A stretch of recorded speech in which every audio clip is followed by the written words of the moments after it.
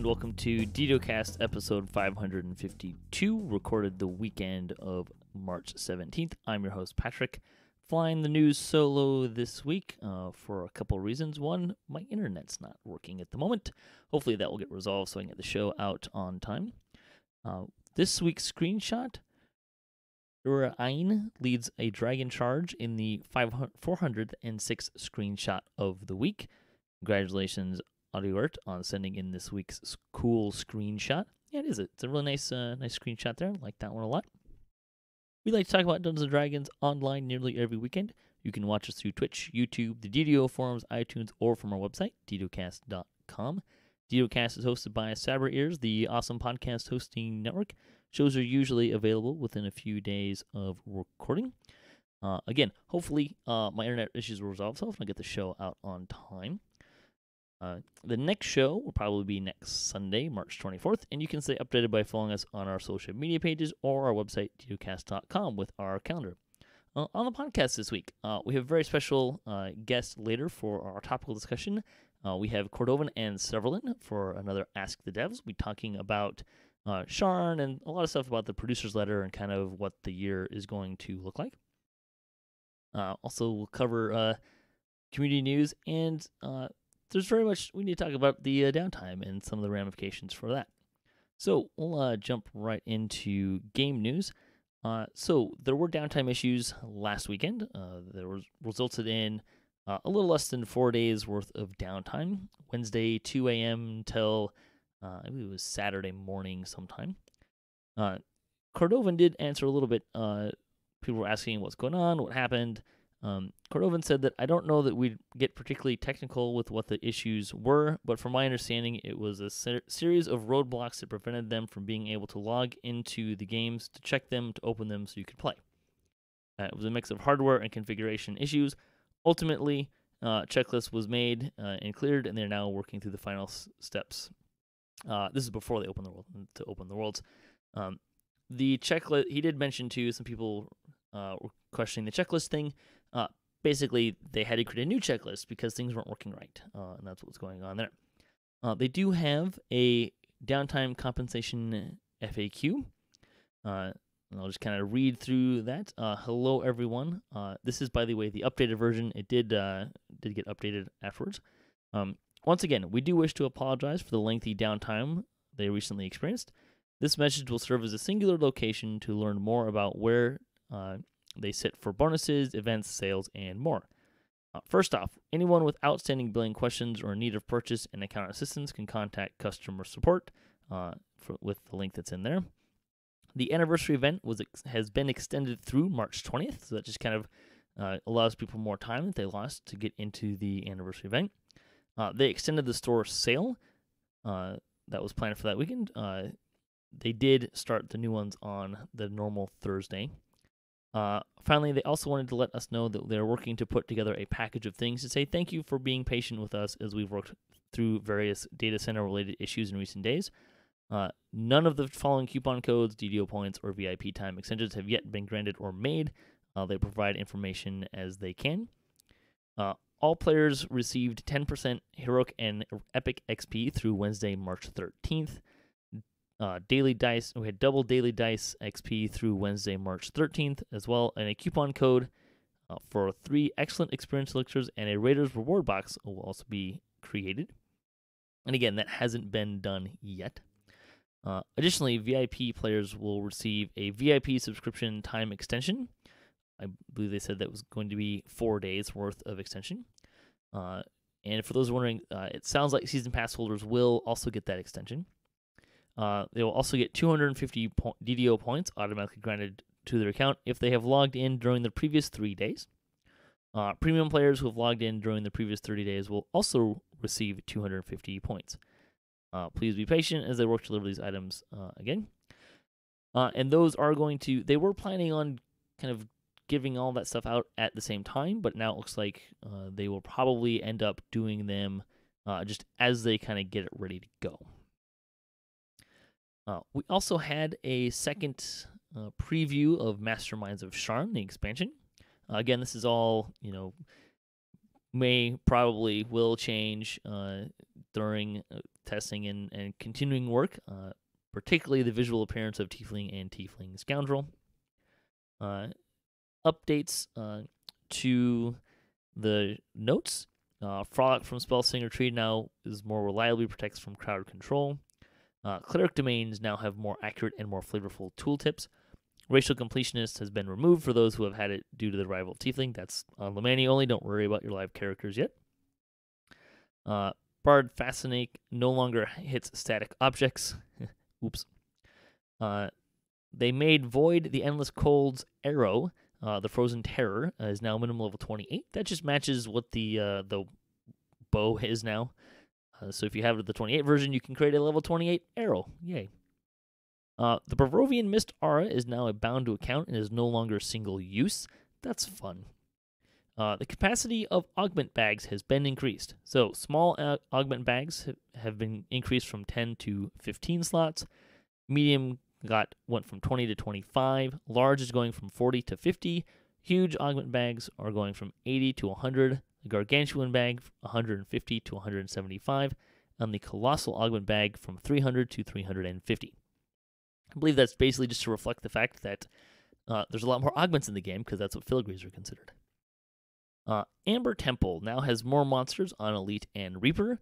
They're doing that to be discouraging of farming the quest ad nauseum. Toxic treatment caves are no longer erroneously filled with grass. Let's see, Tiefling Scoundrel will now begin in a Sharn prison. For now, they are sent out to Stormreach after leaving the prison. This may not always be the case. They changed some stuff with the Tiefling Scoundrel as well in the enhancement tree. Hellish Reverberation. This is in Tier 2. While Hellish Rebuke is active, enemies that strike you have a chance to be dazed with no save. Tier 3, Ash Imprisonment. Your Fiendish Arpeggio attempts to turn an enemy to ash. This acts similarly to a Flesh to Stone spell and affects anything your Fascinate can affect. Bosses will be immune and will instead take -4 AC and 25% fortification penalties. It's pretty good. Greater Dashing Weapons had its hit die and damage reduced, as well as adding a sneak attack die. Tier 4, Staccato Sovereign. You use your Sonic spell power as if it were your Fire spell power if it is higher, and vice versa. Also, Enthralling Weapons. While wielding a dashing weapon, you gain +2 to hit and damage, +1 to sneak attack die, and +1 to enchantment DC. Magic of Melodies had its caster level and max caster level with a change to enchantment spells to match the Bard theme. And Sonata of Darkness now also gives +2 to enchantment DCs while you're inside Obscuring Darkness. Fiddle. This is a fun little note. Fiddle item exists but does not currently do anything. So what is that? That's interesting. Steelstar chimed in. The Flame Touch Fiddle is a quiver slot item that, unlike the other Scoundrel's item, is bound to account and has no race restrictions. When equipped, your Bard songs, regardless of what race you are, use the fiddle animation and music instead of the traditional Bard animation music. It doesn't quite work in this build, but they fixed it internally. That's fun and exciting. So if you like the fiddle, once you play as Tiefling Scoundrel, you can play the fiddle on any of your Bards. Or presumably any character that can do any kind of Bard songs. That's really cool. The Inquisitive. Some questions were asked. Everything in Swashbuckler should work with light, non-repeating crossbows while you have Dashing Inquisition, with the following exceptions. Anything that specifically requires single weapon fighting, or anything that calls out a specific weapon, such as the crit profile increases in the core 2 stances. Also, while using the dual crossbow style, it does not make you consider 2-weapon fighting or dual wielding for the purposes of most abilities. Something they'll add to the notes. They also changed the shoot first enhancement, bow or crossbow attack, +3 weapon damage on successful damage. This causes your opponent to take shot wound, which deals 1d6 damage per character level every 2 seconds for 12 seconds. That damage will scale with 200% ranged power. So there you go. The Lomania was only up for a couple days again. They were really just focusing on the Tiefling and the Inquisitive. They did not show any of the quests or any of the content yet. Bonus days through March 17th today, as the time of the recording, plus 30% guild renown. So if you've been waiting for that to turn in all of those saga rewards, now would be the time. The sale is advance your alts. You can get 25% off of Tomes of Learning, low-level adventure areas, plus 2 ability tomes, character slots through March 21st. The weekly coupon code will also get you a small Jewel of Fortune times 5 with the coupon code JEWEL now through March 21st. It's a pretty good deal. Also, cloaks. They're giving out 13th anniversary cloaks. Each week they do a new code. We weren't able to give you the code last week because the servers were down, and that meant that and also the website was down. The code for last week was Stormreaver, and the new code is Click the Center. And again, those are available through the end of the year, so you have plenty of time to use them, and you can select your cloaks doing that way. All right, we'll jump into community news. The 324th Chronicle. The spotlights for this week. Check out DDO or bonus D&D night, Waterdeep Dragon Heist, episode 8. Malooney Tunes, as the players are tasked with a mission by the Black Staff of Waterdeep. You can check out that video through this link.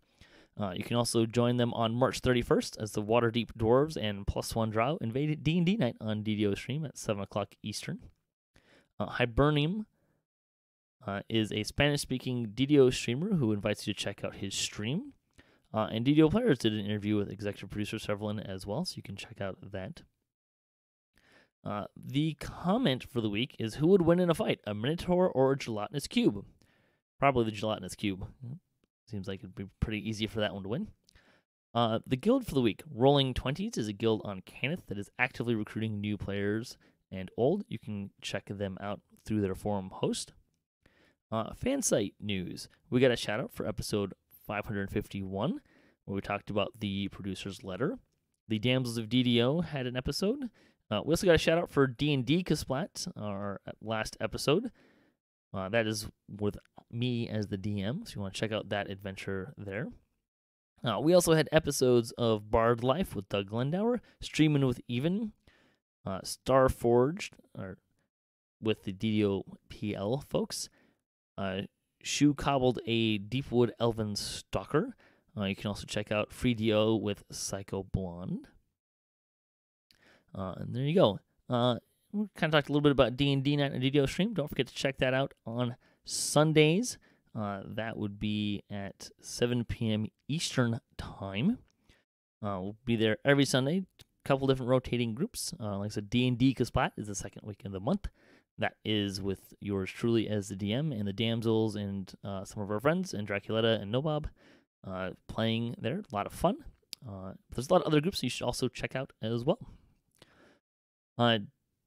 DDOcast news. DDO Kasplat may happen this week, but if it does, it will be without me, unfortunately. But you can check out DDO, twitch.tv/DDOcast if you'd like to watch us play live there as well. Get into some lightning posts. Had a couple people write in. Fuzzy Duck wrote in, it's time for a little speculation. The NDAs were mentioned a few times in the anniversary live stream, which probably means things linked to the forthcoming stuff by WotC. They had Ravenloft, which was linked to the 5th edition version that relatively recently. And before that, they had Mask of Deception, which was linked to the Age of Dragons. A little Google Foo reveals that there's something coming for 5th edition that's nautical-based, and Isle of Dread could be adapted for us to link in with that. With classic Isle of Dread having dinosaurs, that could fit really well with the new racial variant being Talenta Halflings. They're nomadic tribal people that ride dinosaurs and are unique to Eberron. I think it highly unlikely we'd ride them ourselves or get a full-fledged dinosaur animal companion as their unique racial feature, but it's possible we might get a special summon monster spell in place of the Dragon Mark that'd be built to scale in the same way the Flame Blade does and get a different dinosaur depending on character level. And it could work. If there's an iconic version, then only one of the free-to-play classes remaining would be Barbarian, and that fit pretty well with that theme. Actually, now that when you mention it, Halfling Barbarian has a fun little iconic ring to it, right? Assuming the new class is tied into this as well, Spirit Shaman would fit well since they'd be a primal magic spontaneous caster with access to the Druid spell list, similar to how Wizard and Sorcerer or Cleric in Favored Soul work, but instead of shapeshifting an animal companion, they'd have had access to spirit-based abilities. Not sure how exactly that would be implemented, but he suspects an enhancement tree for each ancestral fighting-based, or for ancestral, which would be fighting-based, nature, which is healing-based, and elemental, which would be offensive casting-based, would be a starting point. He says it's also nice that they're getting some compensation for the downtime. Okay, it's the original Raid Rewards box. It's limited to caught in the web loot, but still, a free month could be particularly... a free Morn could be particularly tasty for a Scourge ASMR with the Knight's Training for running those epic levels until Legendary Whelm becomes available, and running in Dreadnought and a Breakout and the baggy trousers, and it's hammer time. Please no, I do not approve. Minion of Grumsh wrote in. He wanted to point out that Favored Soul and Warlock were base core classes, at least in Neverwinter Nights 2, and they had to be backed up by existing base class content in the 3.5 rule set. They may have needed additional books than the core now, he wouldn't know, but they had to be there. We also don't have Spirit Shaman, which is to Druid as Favored Soul is to Cleric caster-wise. Yeah, there you go. But man, that would load us up with casting classes. If he were to suggest something, it would be a psionic class. And the way that it could be unique and different is that their point pool for stuff is small, but it would have a continual regen that would take it back to full. And then sustained stuff, buffs, and stuff would lower the max amount of points you could regen while active. And then clicky abilities would just have a point cost. You could have super special abilities that give you stacks of debuffs or lower your point amount until you rest or whatever if you wanted as well. With that setup, it becomes more about managing your outflow versus inflow rather than the typical conserve what you have style of typical caster. And the different class trees could focus on weapon effects, spell effects, defensive buffs, healing, if that's what they can do. Yeah, I really like this idea, actually. The idea of a point pool that kind of fluctuates, I think it's a great way to make psionics different than the other spellcasting classes. So it's a great plan there.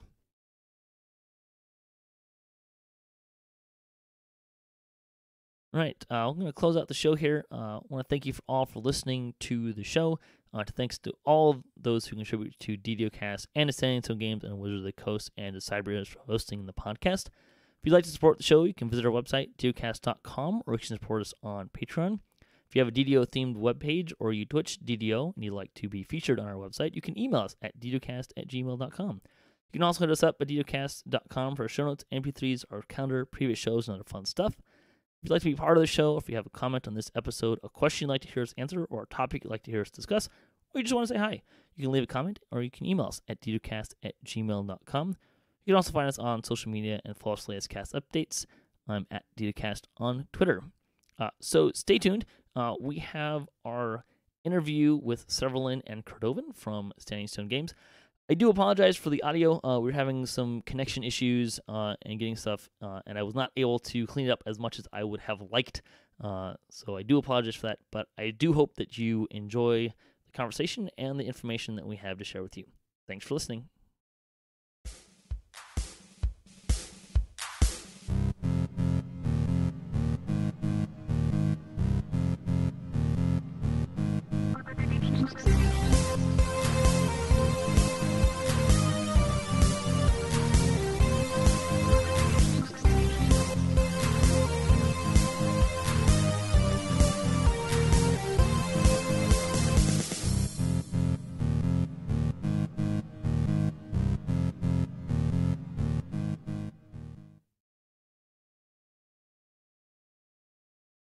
Hello, we are doing another Ask the Devs. I am your host, Patrick. We have with us this week Severlin, the executive producer of Standing Stone Games. Feel free to say hi at this point. Hey, what's up? There we go. There we go. Try that again. Yeah. Hello again. Hello? Was I not coming through earlier? I got you. Well, you were into the audience. I had us mute. So. Oh, there we go. Well, I am here, and I'm excited to interview, so let's do this. Yeah. We also have with us Cordovan, the community manager for Standing Stone Games. Hello. All technical issues. Yeah. Ooh. Yeah, little connection issues. Hopefully they'll kind of play nice with us here. So we're just gonna kind of talk about some stuff pre-Sharn, post-producer's letter, kind of in that realm, and we'll just jump right in. You're bringing the city of Sharn to DDO. I just kind of want to start by what drew you and the team to Sharn as a locale and an adventure area. Well, Eberron is a big part of the game, and Sharn is sort of like the biggest urban setting, even more than Stormreach for the game. It's the biggest, most powerful, most magical, giant city setting in Eberron. We definitely wanted to visit that. Also, there's some stuff about Sharn that is very in that it's the city of towers, so it has many different levels. It's very vertical.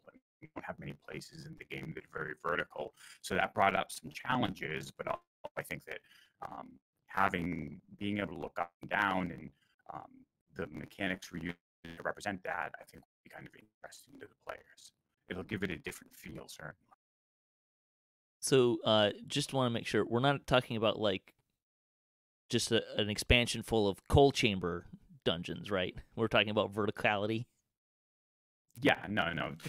We're not talking about the cold chamber things. I don't know that we want to use the verticality as a challenge in the same way of like having to jump up things. We just want to have it to be a flavor and a visual flourish in terms of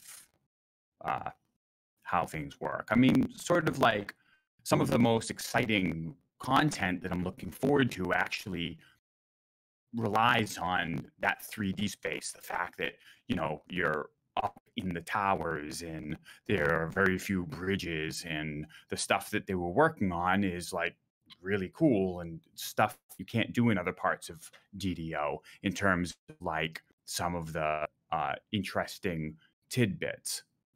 For instance, if you look at the general picture of Sharn, both that we use and that is the iconic Sharn picture, you see like the adventurers fighting things on these kind of sleds that can move amongst the towers. So I wanted to bring that picture to life, and some of the content that we have, like one of the dungeons, like does exactly that, and that's sort of what I'm excited about, because I don't think that the DDO players have ever seen anything like that before.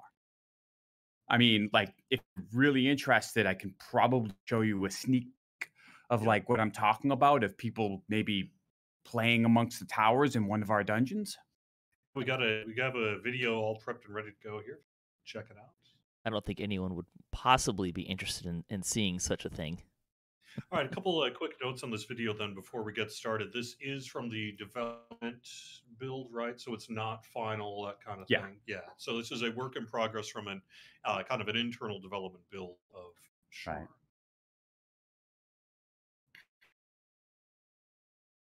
So sort of the iconic Sharn area is sort of these sky sleds. So that was one of the things that we wanted to do. And I think that like sort of moving around the towers and having to deal with that, I think is going to be very cool for the players. And are those something that you get to actually control as the player? They're not like just a moving platform. That's a PC. Right. Like that's a PC moving around fighting actual monsters. And you can see as well that similar to like an admin almost command or something like that, you can control that verticality too. You see a few points where the guy is moving up and down a little bit as well, right? Right. Yeah. That looks like it'll be fun. Should I play it one more time for the group? It's about 45 seconds here. Sure. Why not? I was going to say no and be mean and be like, let that be the tidbit, but like, sure, let's do that. You can also see the inquisitive double crossbow animation if you've not seen that. And the ASMR, or not ASMR, Tiefling is, of course, being shown as well if you haven't seen the Tiefling yet. And a different style of cloak going on there. I've seen that thing before. That's the scoundrel. No, that's the scoundrel starting. Oh, is it? Okay, yeah. I haven't seen that before. Yeah, that's what the scoundrel iconic wears. That's the special outfit that they come with. Nice. Which is really cool. So talk to me a little about Inquisitive. Like, what kind of drew you to Inquisitive, this double crossbow kind of play style? So, well, the Inquisitive has two aspects to it. Well, three aspects to it that we were focusing on making unique. One is a double crossbow style. I think is very different, and the only way that players can sort of do it is through Inquisitive. The nice thing about double crossbow is that instead of trying to do an itemization for a hand crossbow, the conceit is that the Inquisitive knows how to modify light crossbows in order to turn them into hand crossbows. So if you equip a light crossbow, you automatically, basically, the tree turns it into a light hand crossbow in each hand. That means that all of the itemization of hand crossbows across the year that nobody ever uses suddenly become pretty useful, because you can load it up in the tree and like fight with a crossbow in each hand, either light or heavy. Not great, because the great crossbow is more of a mechanic thing. And then you guys talked a little bit about artifacts. Can you kind of give a flyby picture of what is a minor artifact? How do they function? How do players, like, what do players expect from them? Sure. The minor artifacts are these unique and cool pieces of loot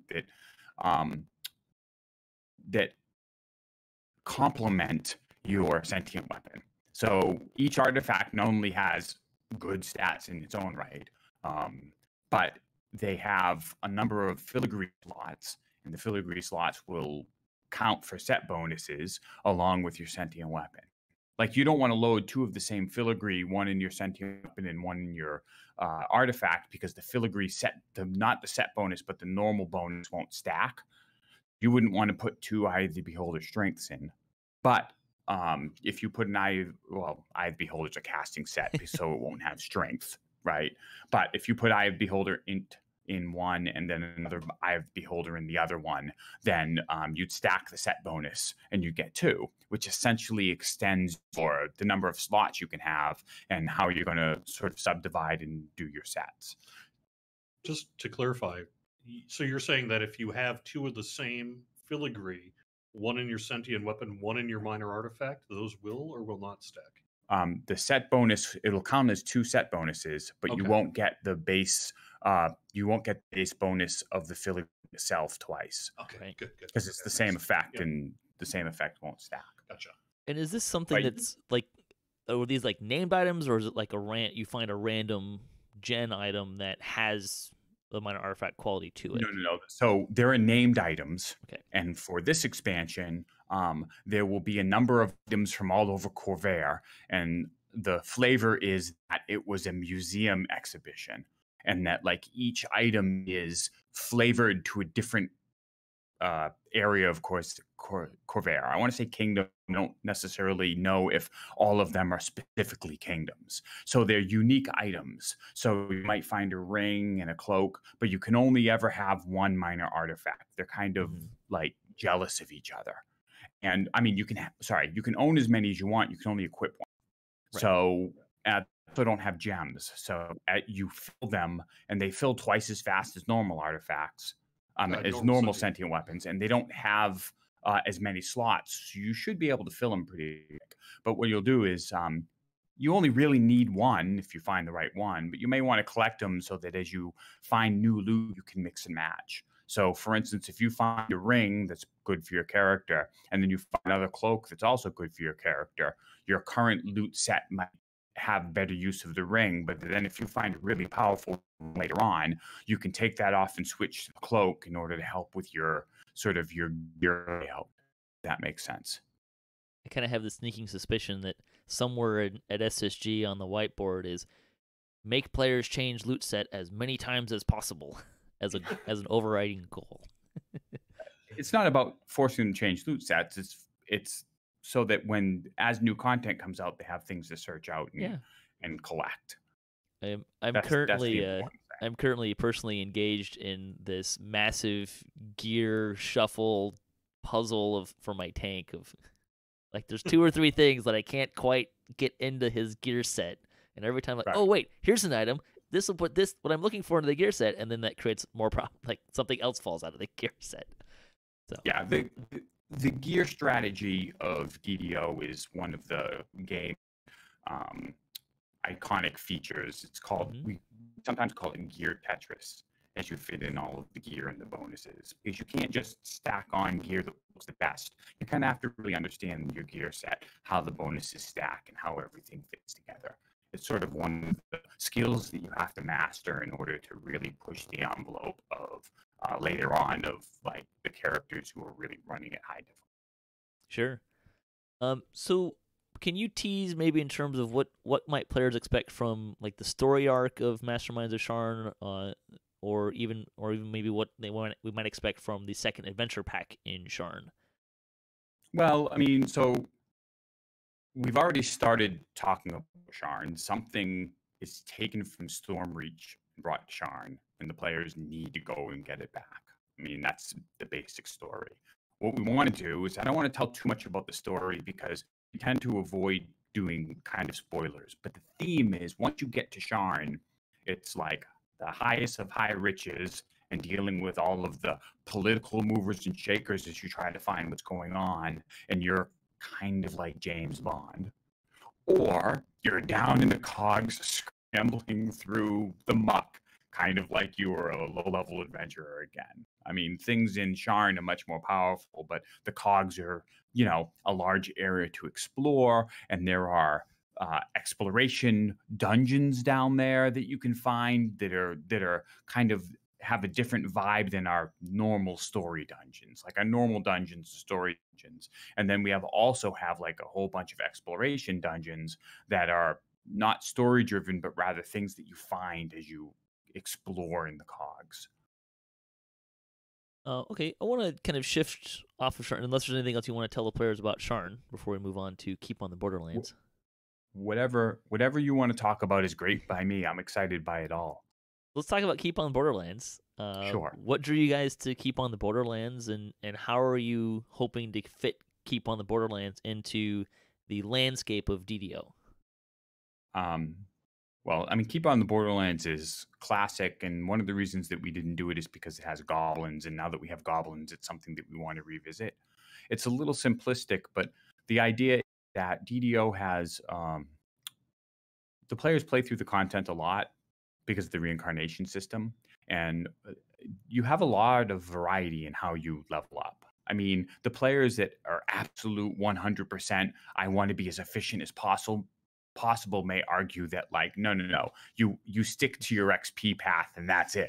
Like anything else is not acceptable. But really, if you want to veer off or you're really tired of that, you can do that, except basically for Korthos and the island and right after the tutorial. You basically have to run through that every single time. Keep on the Borderlands will provide, at least at the low level, sort of an opportunity for a non-starting player the chance to have like a new low-level experience that might take them past not only that, but if you play through all the content and you're diligent, past some of the harbor stuff too that you're probably sick of, so that you can like escape that and go right to the Sharn Syndicate type of content, without having to do those dungeons for the 40th time especially if you're leveling alts, and having them do it too. So that's appealing. We probably will also want like a high level version of Keep on the Borderlands somewhere. It probably won't be end game, maybe more to fill in some of the holes in the 20 to 30 range. So that it would be cool. It is a pretty big landscape with a pretty big, large dungeon for a classic dungeon, but for DDO, it's a reasonable size because things in a video game tend to be exaggerated because you run through them so fast. So I think that will be interesting to see what we can do both to, because it's nostalgic. If you played through Keep on the Borderlands, it might have been very well your first D&D experience ever, right? So we want to sort of do that you start a new level character and it's very much reminiscent of the tabletop that you. Sure. And it sounds like there's going to be kind of like a White Plume Mountain experience, and there'll be Keep on the Borderlands and then some other additional content. Yes, that is our goal. Sure. because Keep on the Borderlands itself is cool, but we want to add some twists and things so the players won't know everything to expect. Okay, let's move on to Isle of Dread. What do you kind of hope to create with Isle of Dread and bring that into DDO? Dinosaurs. I mean, like, Dread. Yeah. If there is at least one player that ends up fleeing while a T-Rex chases them down through the jungle, then we succeeded in some way, shape, or form. Sure. I mean, we haven't talked that much about the Isle of Dread. One of the things so the design is still up and open, but we'll probably have a little more landscape for that one because it's a big sort of dungeon, but I suspect that the dungeons will be outdoors as well. So parts of the island may actually just be instanced. But one of the vibes I want to do is, like, as you go around, the dinosaurs that you hunt are big, really powerful, red named, as you're moving through the landscape. And, part of it is just the sheer difficulty of hunting down, finding, and killing the problematic dinosaurs, and and using the things that they drop for whatever, to create things as crafting, or maybe they'll just drop loot directly. I don't commit to anything because obviously the team has a lot of ideas and we haven't even discussed it. But, like, we have the opportunity to have the players sort of face these iconic, very large creatures, and we want to take that and make it feel as though the landscape itself is dangerous and these could come out at any time. But we don't want to just randomly have something stomp on players and kill them either, because that would be a bad experience. So, that's sort of the feel that we get, because the artists are psyched to do dinosaurs. The staff is psyched to do dinosaurs, and that is like the sort of top of the dinosaur module wing for D&D. You can just see it now that next year for the anniversary event, when Jerry's spawning monsters in the marketplace, there's going to be a T-Rex instead of dragons next year. What? If you're That done, never if you're happened. done That never happened. You can't prove it. That never happened. Yeah. So I just want to give kind of an idea of timeline for the rest of the year. That you kind of outlined some stuff for 2019.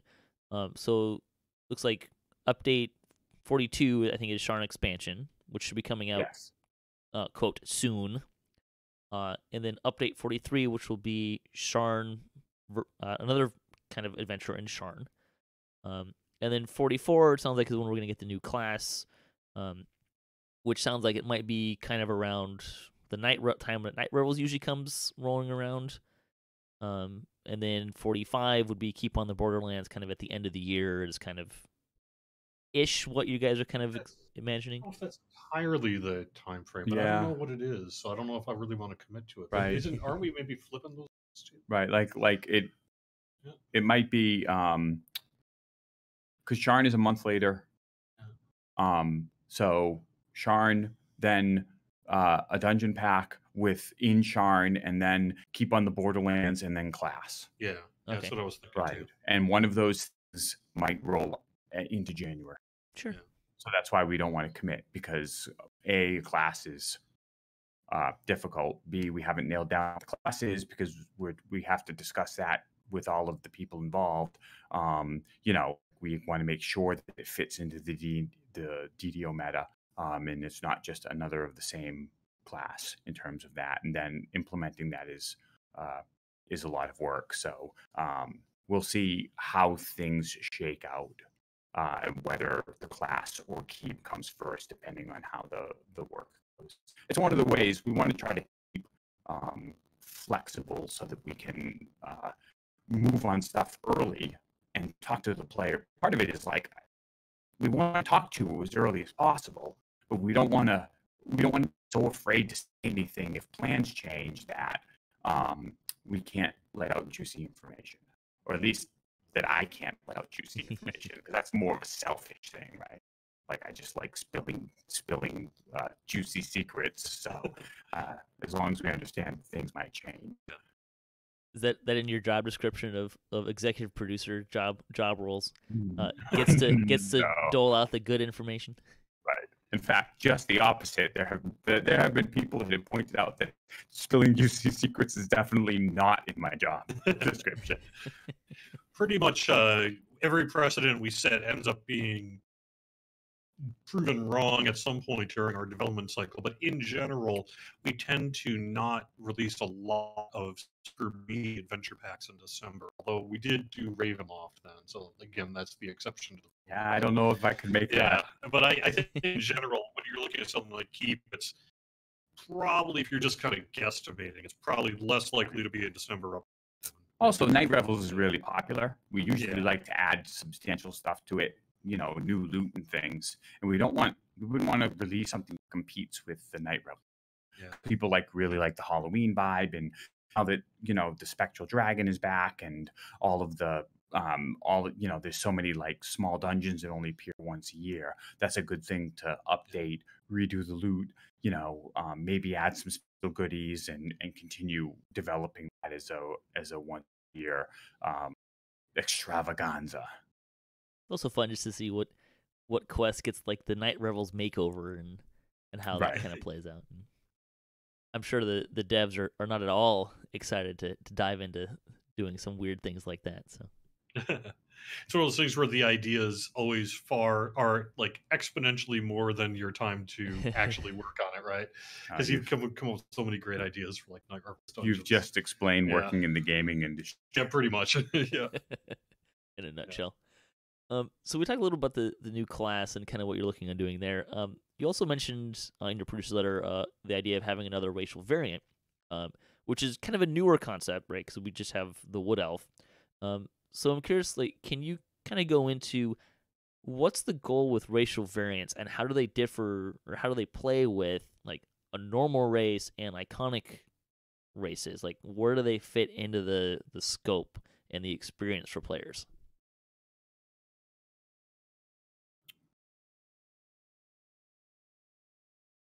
Could you repeat the question again? I'm trying to get a better sense of what it is. Sure. No. Yeah. I get it. I'm just trying to think of like, so there are two things about a racial variant that that has the goal. Okay, first of all, there are certain races that we want different looks for. The art's been updated. We want a different look. The issue is that if you've been playing the same character for many, many years and you really like the look, we don't want to pull the rug out from under you and change the look of the character. So if you are a female elf and you've been playing this character forever, we will go in and make changes that we think the female elf looks better. But if you don't agree that your particular combo was well represented, and you might feel as though we've taken an option away. So instead of subjecting players to that, we create it as a racial variant so that they can just, at the next reincarnation, move into a new race or look if they want. And if they don't, they can keep the same race. And same thing with the small tree modifications. If you really like your dragon mark, you can keep it. Most of the new racial variants don't have dragon marks. Also, the racial variants tend to be either generic versions or versions that aren't specific to Eberron. That's the other reason that we're doing them. And we don't want to take away the Eberron versions. Like, I wouldn't want to take a Corvair elf and make them more generic because it loses a lot of the Eberron flavor. So rather than pulling the rug out from under players, we do a racial variant.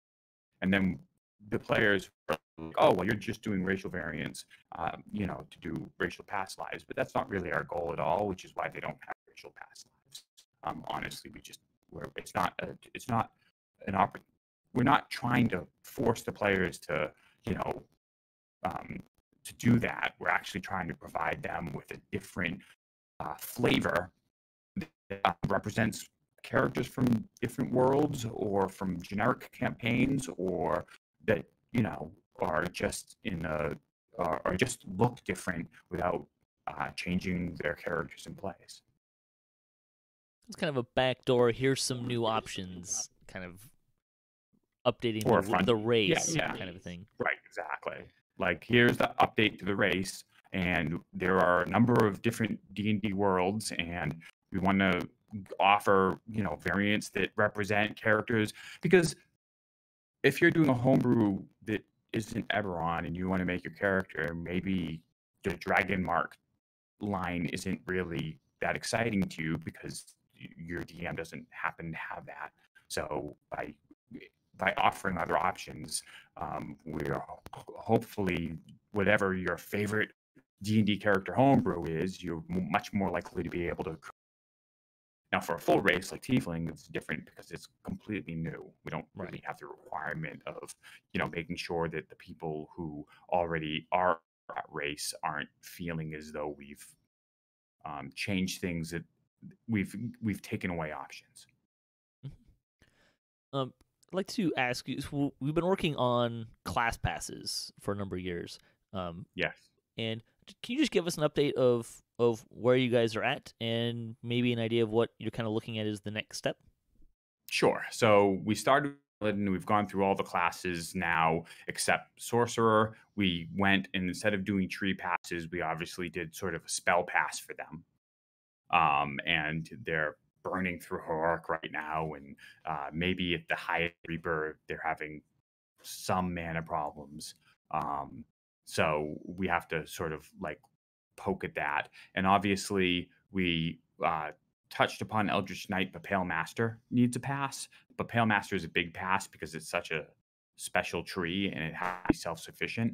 And right now we have to solve the problem of how does if Pale Master's thing is self-healing and Reaper mode takes away self-healing, we don't want to make a tree that's just bad in one of our play styles.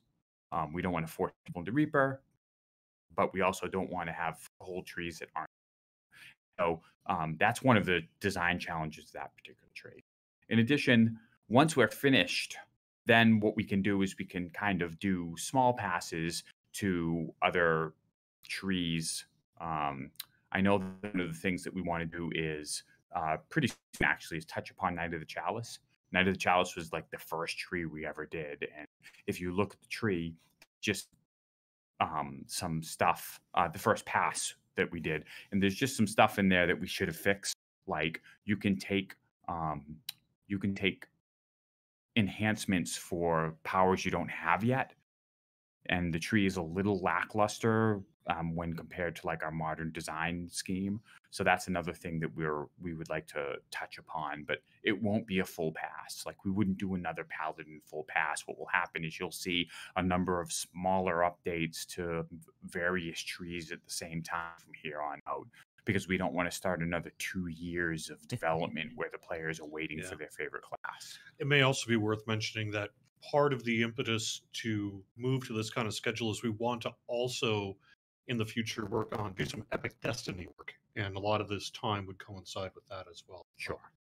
But the Epic Destiny's, like, instead of going through now is Shadow Dancer, and now we're probably going to be like Shadow Dancer gets 3 meaningful changes, and Archmage gets 3 meaningful changes, and we'll do that. And we know that won't solve the problem of all the trees, but all the trees will become closer.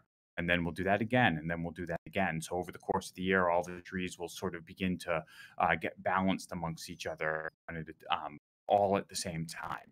What we're also hoping is that there's somewhat of a pendulum effect. Like we balance a tree, we get feedback. There are things that neither us nor the feedback players anticipated, and then the tree is like overperforming as compared to other trees, and then we pendulum back. If we do things across the board, we'll do it in smaller chunks, so that we can adjust multiple times. That's at least our plan. I think that if we do Epic Destinies larger than that, it's only because a specific tree like needs more work than that in order to be functional.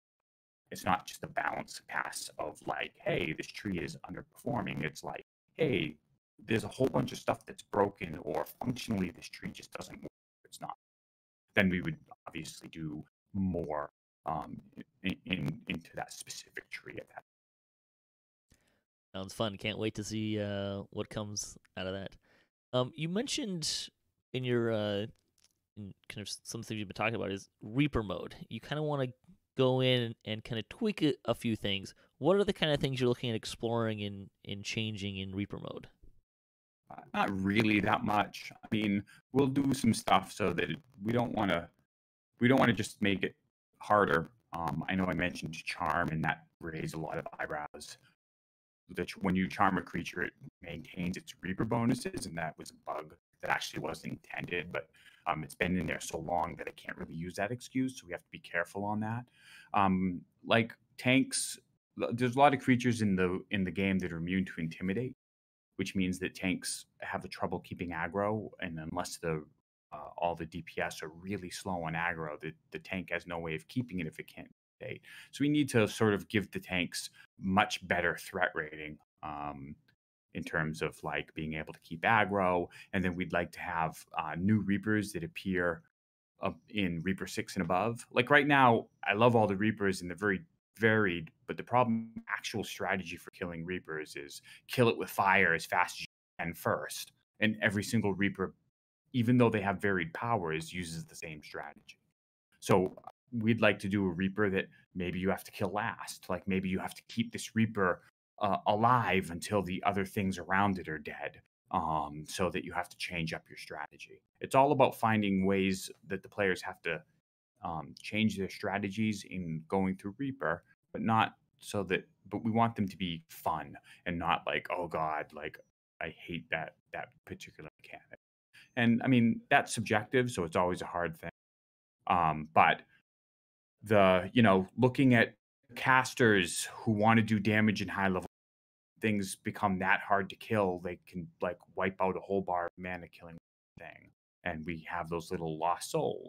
And the lost souls provide like too much mana in heroic and maybe not enough in high Reaper at the top end. So that's something else that we and sort of, there are a lot of things like that. Maybe the spell damage modifier for is a little too can be dialed back just a bit, and maybe the CC. What we wanted CC to be a viable way of getting through Reaper, and in order to do that, it has to be at least somewhat reliable. You can't use it as a way of as a bit of mitigation, but it might be that at the highest level of Reaper, the DCs just aren't challenging their builds. And so that's something that we'll probably throw back at the player council to see whether they think that that's a problem, and stuff like that. We'll probably start engaging the player council on these topics after Sharn sometime, so to see like what we can do to make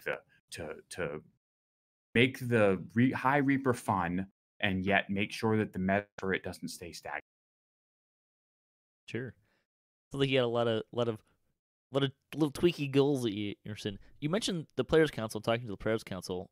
Jerry, maybe you can just kind of speak to, because the Players Council functions a lot differently than it used to. If someone's interested in being a part of those discussions or being on the Players Council for some of these targeted changes, can you kind of speak to how they could approach that? Yes. You can find information on DDO.com about how to apply to the DDO Players. Let's say semi-static group of people that kind of rotate in and out based on their interests and targeted feedback sort of abilities and things like that. And all you need to do is apply. And if you meet the criteria, if we think you'd be a good fit, if you meet general, basic disciplinary background checks, things like that, it is an NDA program, so you have to sign a thing saying, hey, if I'm on the Players Council, I can't talk about it. But other than that, it's just a matter of applying, and you can find that information on DDO. Great, thanks. And then my last question about Reaper mode is, when you release Reaper mode, kind of the conceit was the DM is trying to kill you. So yes, do you find yourself finding that was successful? Are you're happy with how much you're killing players in Reaper mode? So the players wrote to pretend pretty quick, like maybe faster than I expected.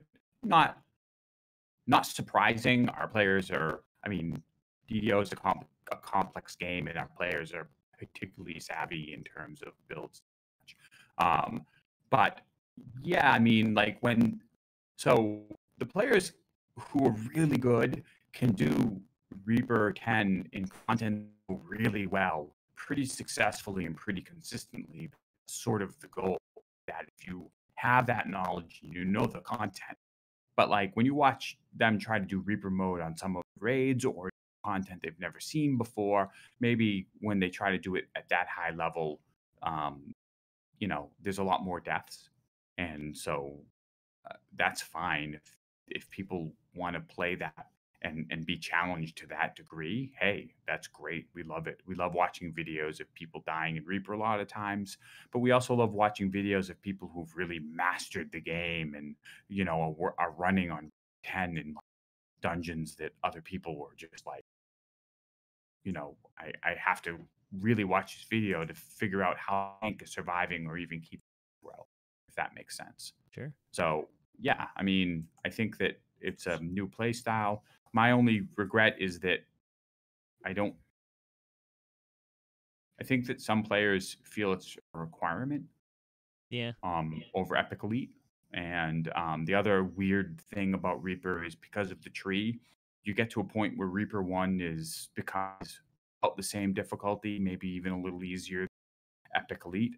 And then Reaper 2 and Reaper 3 climb back out of that. But like that's kind of a weird design glitch that I would love to fix, but I don't know how to fix it without invalidating people stepping from Epic Elite to Reaper 1 as an introductory when they don't have the tree. Sure. It's, you know, I find there's always these really tricky things you guys are always balancing. Like, how do you make Reaper an incentive if people want to run it without making them feel like if you make it like, hey, run Reaper, here's some perks for it, then other people are inevitably going to feel like I have to run Reaper. Reaper's the only thing I can run anymore. And, or like DC casting is one that I always find to be kind of like I don't know how you guys figure out all the numbers for DC casting, because I figure from like a game design standpoint, if a DC caster is succeeding 100% of the time, that's probably not the ideal game design. But from the player's perspective, if they're not succeeding 100% of the time, they're not good enough. Right, because in Reaper, like we can't just for Reaper design, if we do things that just introduce too much randomness, the creatures are so dangerous at high level Reaper and can one or two shot the characters so easily that you can't actually progress through the content. Like even now, there's content where you have two strategies. You ideally have a combination of two strategies: keep everything CC'd down, or alternately just insta kill it, or tank it, or a combination of the both. So if we create a golem dungeon where the golems are both immune to intimidate and they can't be seed, and it's really hard to insta down, like that's fine for Epic Elite because you can kind of like run around and, you know, do kiting methods, and the normal melee can take a couple hits, live through healing. But the high level Reaper just becomes actually unapproachable because you just don't have any way to prevent the creatures from running around and killing us. You know, so it's a hard balancing act. We don't want to introduce something where the caster can't successfully keep things locked down because that's necessary. We just want to make sure that they're making the proper build sacrifices to get to that point, and that there's a reason that they can't do that. If a caster can keep up DPS equal to DPS while also keeping everything locked down and not have sacrifices to be made, that's when it becomes an issue, because then you just stop bringing other kinds of DPS. Why bring a Tempest if a Sorcerer can do more DPS and have lockdown stuff? So that's the balancing act that we have. And that's why I'm talking about the DC thing. As long as they have to actually make their build towards DCs, we want them to be able to succeed, because Sure. it's just too dangerous for them. And you're just going to add more calculus with a couple of extra racial variants and a new class. Good luck. Yes. It's not really like the sheer amount of options. It's a strength, because I think that unlike other games, you can actually come up with a build that works very well that nobody else is playing in DD. There's so many combos that like you can come up with some of the tanks we see, you know, are like have, as we change the build meta, like have combos that are definitely not intuitive and that a new player to the game would never think, oh, I definitely need, these sorcerer levels, and maybe I can put Eldritch Knight in here, and, maybe I can do this and that, and weird side things that they come up with the next big build. And then, we pull it down and say, what are they doing? Be their character and look at it. And it's like, oh, that's really, so that's the kind of thing that we like. Like, we like when players surprise us, as long as they aren't abusing the system in a manner that is trivializing it, that they won't have fun. That's the big thing. Like, one of the reasons that we just don't like, if this one dungeon has the best of everything, and so everyone plays it constantly, that is fun for a little while, but like what will end up happening is they'll burn out on the game because they're sick of playing that dungeon. But in the back of their minds, their efficient lobe is saying, well, you can't run something else because you'll just be making less XP, even though they're not really having fun anymore. And that's what's hard, like, about sort of design, is figuring out those things and fixing them so that even though the short-term pain is there, it's fun for the players. Sure. Well, thanks very much for joining us today. Anything else you want to say before we close out? Oh yeah, tons of stuff, but I don't have that much time. Yeah. Or it's not quite the time yet. Can't quite let the cat out of the bag. So, yeah, we should be getting pre-orders soonish, and Sharn will be just around the corner, I think. So, can't wait to see it. We have said pre-orders. Our goal is to get pre-orders out in March, and as of the day of this recording, we're about halfway through. So it's the Ides of March. Math, it looks like we're basically a couple weeks here, within a couple weeks of having a lot. Yeah. So looking forward to it. Thanks very much, guys. Thank you very much.